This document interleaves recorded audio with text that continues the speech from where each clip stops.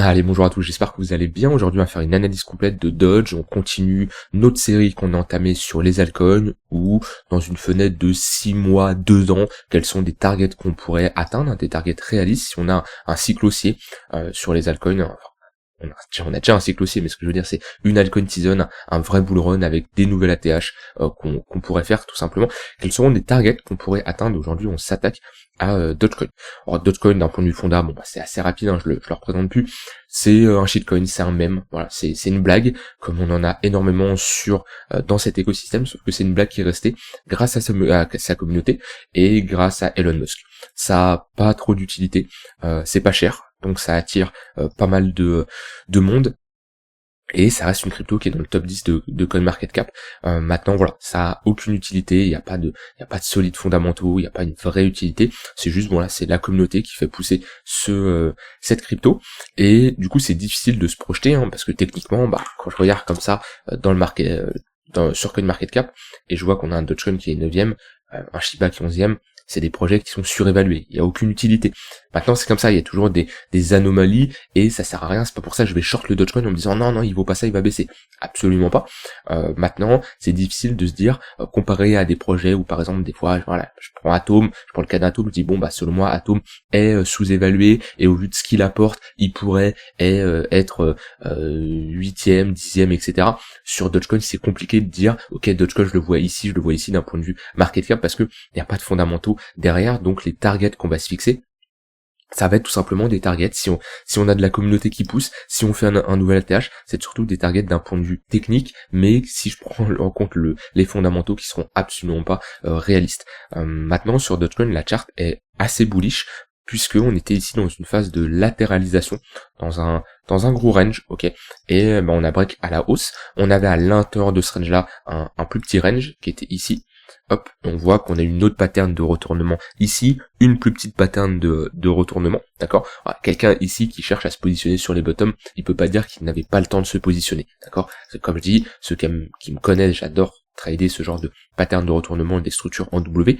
On en a une première ici, ok. Je prends juste le creux le plus bas, un sommet intermédiaire, un creux plus bas, et ensuite le break. Et on voit que on a une magnifique pattern en W. Si je prends une autre, on peut commencer ici, hop, on a un creux, un sommet, un creux, et un break. On break ici, et on a bien une pattern de retournement. On peut continuer, on peut prendre ce mouvement carrément ici, hop, tac, etc., etc. Donc on voit qu'on a pas mal de patterns de retournement, je peux même aller jusqu'à chercher cette pattern-là. Donc techniquement ici on est en train de se retourner, et on s'est retourné. Pattern en weekly, pattern en monthly ici, c'est le genre de structure qui nous dit tout simplement que on pose un bottom. Ici on avait une structure de continuation, si je me mets en logarithmique, ici voilà, c'est exactement ce qu'on fait, qu'on faisait exactement la même chose, une phase de range avec à l'intérieur des structures de retournement. Ici une structure de continuation.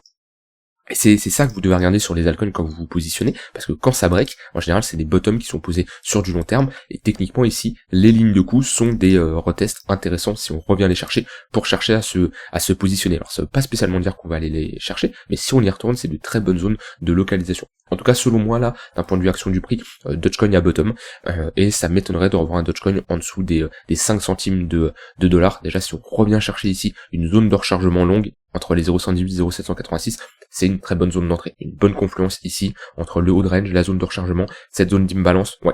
Je dis pas qu'on va y aller, mais je dis si on y va, c'est une très bonne zone d'entrée pour ceux qui s'intéressent à cette crypto. Je ne suis absolument pas positionné sur Dogecoin. Est-ce que j'ai tort? Est-ce que j'ai raison? Si je prends d'un point de vue fondamentaux, il y a rien, donc c'est pas le genre de projet qui m'attire. Maintenant, si je parle juste d'un point de vue spéculatif, c'est un projet qui peut nous surprendre, comme il nous l'a surpris, comme il nous a déjà surpris auparavant. Maintenant, si je parle d'un point de vue retracement, on va chercher des confluences. Alors, on a les 0. Alors, déjà actuellement, on se situe sur un point de vue action du prix, sur un niveau clé, ok. Vu que c'était ici notre bad range, voilà, on était ici dans une phase où support, on rejette, support, on consolide, on flippe cette zone en résistance, et depuis, elle a fait office de résistance. Donc si on passe cette zone-là, la prochaine zone qu'il faudra surveiller, c'est les 0,382. Ici, et ensuite, il n'y a plus grand chose, si on break ces 0,382, alors oui, il y a la zone de rechargement de short ici, mais voilà, on est sur un V-top ici, donc ça m'étonnerait qu'on ait du mal à casser ce niveau-là. Donc le gros niveau, c'est les 31 centimes de dollars. Pour moi, si Dogecoin s'affranchit de ce niveau-là, il n'y aura pas de mal à faire un nouvel ATH. En tout cas, on est actuellement sur les deux plus grosses résistances. Ok, on en avait également une qu'on a break ici. Ok, et voilà, si on break cette zone de résistance, on réintègre un range, hein, ça faut le voir comme un range, hein. Globalement, notre borne basse qui est ici, notre borne haute qui est ici, et techniquement, quand on est dans un range et qu'on réintègre un range, ce qu'on fait assez souvent, c'est d'aller chercher la borne opposée. Donc si on fait quelque chose comme ça, ici il peut y avoir un setup d'achat pour du swing, ok, vu qu'on fait un pullback, on peut s'attendre à aller chercher la borne haute. Donc voilà, sur Dogecoin, le gros niveau c'est les 31 centimes. Ensuite, moi, comme je dis, une zone de rechargement de short, c'est une zone que je veux pas spécialement longue, en général c'est une zone de prise de profit, mais comme je dis, franchement, j'aurais plus tendance à prendre des profits sur les 0,382. Oui, c'est plus bas, mais c'est un niveau beaucoup plus important que notre zone de rechargement de short. Maintenant, si on décide de faire un nouvel ATH et qu'on part en découverte de prix, alors on va mettre des extensions. Hop. Tac. Alors, des targets qu'on pourra aller chercher, c'est des targets réalistes, hein, vu que techniquement, quand on fait un nouvel ATH, on reporte l'extension de la tendance baissière qu'on a eu. Ça nous donne les 1,118 et les 100% d'extension, ce qui nous ferait un Dogecoin entre les 1,15 et les 1,43 dollars, ce qui fait à peu près un x10 à partir de maintenant. Ouais, ça peut nous faire un x10 clairement. Et un x10, ça nous donnerait 190 millions en market cap, sans prendre en compte des jetons qui peuvent être encore créés, hein, parce qu'on n'a pas d'offre max. À 190 millions, ça nous ferait la troisième dans le coin market cap. Or, bien sûr, c'est troisième actuellement. Si on a un marché qui est bien haussier, qu'on a une altcoin season, l'ensemble du market cap de toutes les altcoins vont bien sûr augmenter. Mais moi, quand je regarde comme ça, je me dis, un 190 millions de market cap, ça serait hallucinant. Et actuellement, j'y crois pas. Maintenant, le marché, il est tellement irrationnel que... Est-ce que ça se trouve dans 2-3 ans, j'en ai aucune idée, mais quand je regarde comme ça, en fait, quand je prends en compte le projet, ok, et je prends juste une extension de Fibonacci, techniquement, on l'a vu, hein, dans les précédents épisodes que je faisais, les 1,118, 100% d'extension, pour pas mal de crypto, c'était des targets où si on y allait, et je regardais la market cap qu'on avait, il n'y avait pas des niveaux qui me surprenaient, à part du XRP ou du BNB où je me disais bon, on a un market cap selon moi qui est assez élevé pour ce genre de projet, mais par exemple on a fait du Avax, on a fait du Polkadot, du Chainlink, c'était pas des niveaux où je me disais ok, ça va être surévalué, c'est impossible qu'on y va. Par contre, quand je vois un Dogecoin où là je me dis si on fait un nouvel ATH, ça nous fait faire un x5. x5, ça nous fait déjà 100 millions au niveau de la capitalisation boursière. Voilà. Est-ce qu'un Dogecoin vaut un 100 millions non, 100 millions, qu'est-ce que je dis 100 millions 100 milliards, pardon, depuis tout à l'heure je parle en millions, on est sur du milliard là. Est-ce que ça vaut un 100 milliards en capitalisation? Absolument pas.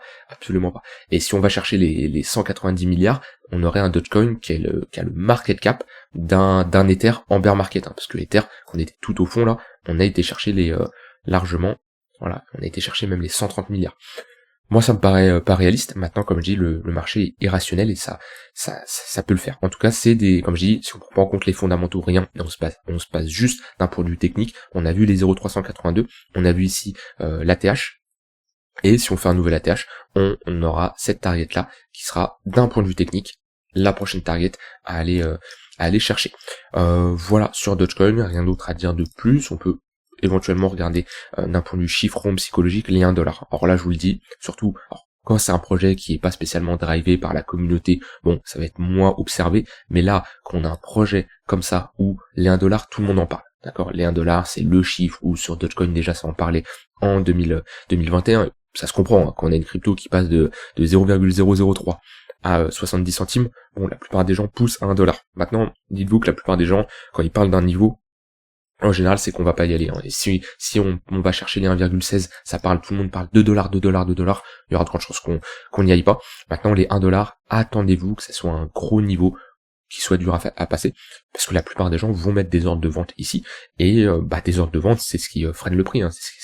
Dites-vous, pour exécuter un ordre de vente, il faut un ordre d'achat, ok, c'est comme ça que des zones de support et de résistance se créent. Donc si vous voulez chercher à vendre, je vous conseille de mettre légèrement en dessous les 1 dollar, mettez 0,98, ok, comme ça vous aurez de fortes chances de vous faire exécuter, et si c'est pour gratter quelques pourcentages, là, même à 2%, vous êtes pas ça près.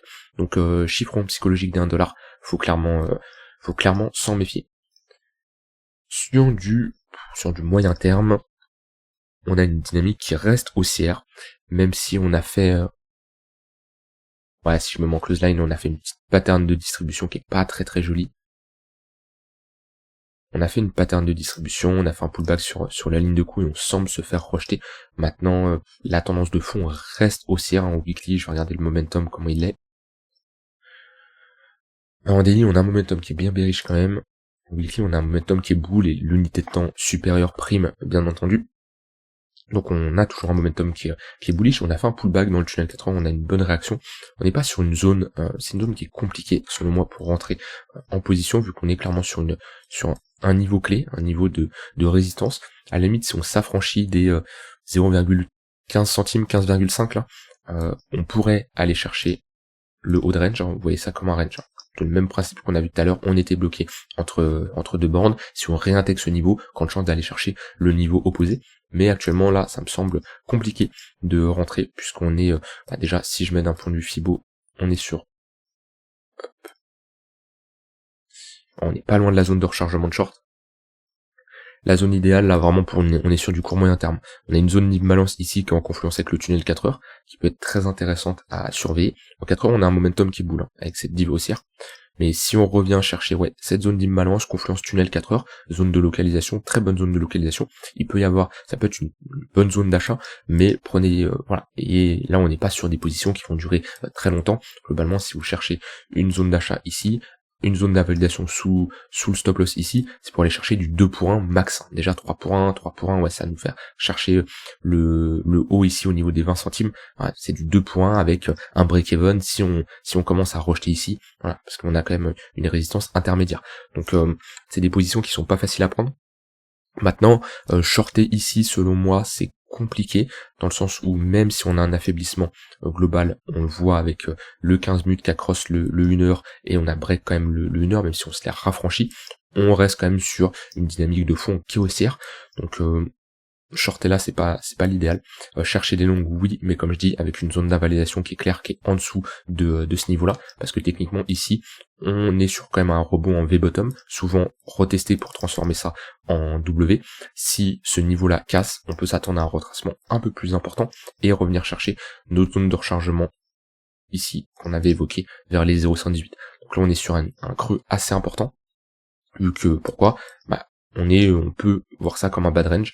C'est un niveau où on a eu déjà pas mal de rejets. Par contre, si on casse, après on a les 11 centimes de dollars et ensuite on a les 9 centimes, 9,5 centimes de dollars. Donc c'est un niveau clair où on peut avoir une zone d'invalidation en dessous de ce niveau-là. Donc maintenant, ce qu'il faut, c'est avoir un bon timing, une bonne entrée, parce qu'on modifie jamais notre stop loss pour améliorer notre risk reward. C'est notre entrée qu'on bouge, mais notre stop loss, on détermine notre zone d'invalidation qui est ici. On va pas s'amuser à resserrer notre stop loss pour augmenter le risk reward. Non, c'est l'entrée qu'on cherche à avoir une meilleure entrée, mais en aucun cas on se dit ok mon entrée elle est là, je vais serrer mon stop loss pour avoir un meilleur risk reward. Non, c'est absolument pas comme ça que ça se passe.